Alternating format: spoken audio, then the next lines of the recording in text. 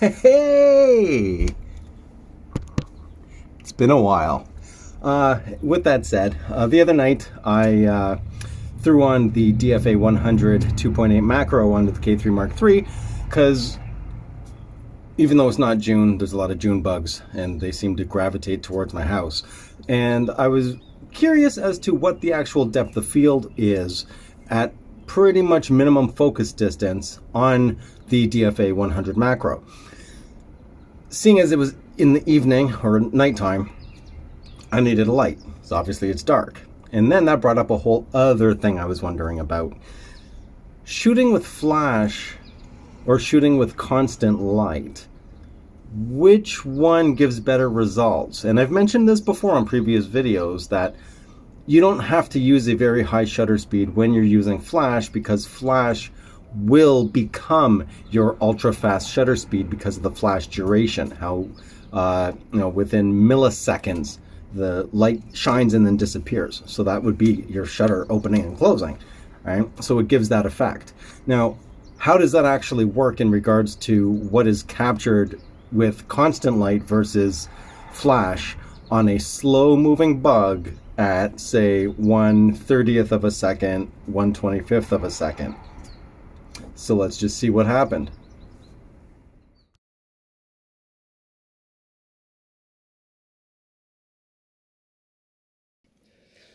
So just to give you an example, this is my K&F Concept constant video LED light.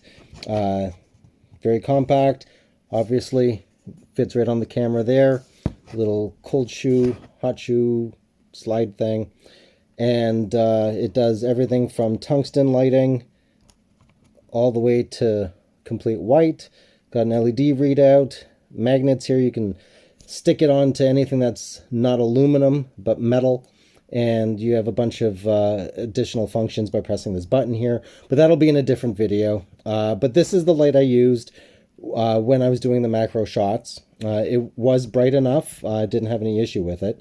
And for the flash, my setup is the Godox V1, and I have this dome here, and then inside the dome I have a grid, and then on top of that I have the wide angle diffuser. Now seems like overkill, but the reason I have all of those is it really does soften the light, and because you're using a much smaller field of view, you can use the grid to better direct the lighting itself. So these are what I used for the comparison between shooting flash and shooting constant light. So let's see the results.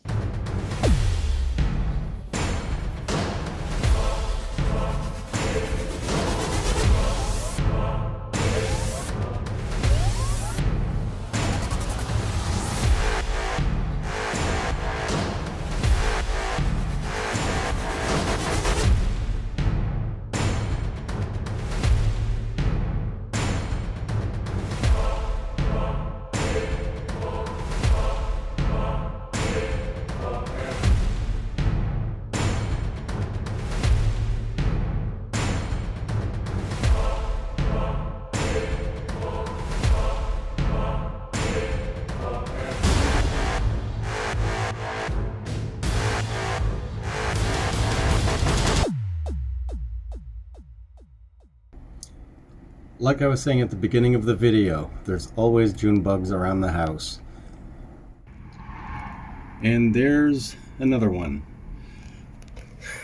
Anyway, in conclusion, so basically picking the correct lighting for the subject matter you're going to be shooting is a fundamental thing to always keep in mind. Shooting in constant light, one of the other issues is any movement of the camera will be picked up, right? As well as any movement from the subject itself, as I showed with very slow moving June bugs. Versus flash, where you get that split second of light that the camera records, and it literally will freeze any movement from the subject. So always keep that in mind if you are going to be playing around with lighting. Different types of lighting will produce vastly different types of results. So always keep that in mind. And that's going to conclude this video. If you like the video, leave a like. If you have not already, please do subscribe. Always helps out. And if you want to support the channel, that info's at the bottom of the description. Again, thank you for all the support over the years. Really do appreciate it. And you will catch me on the next video.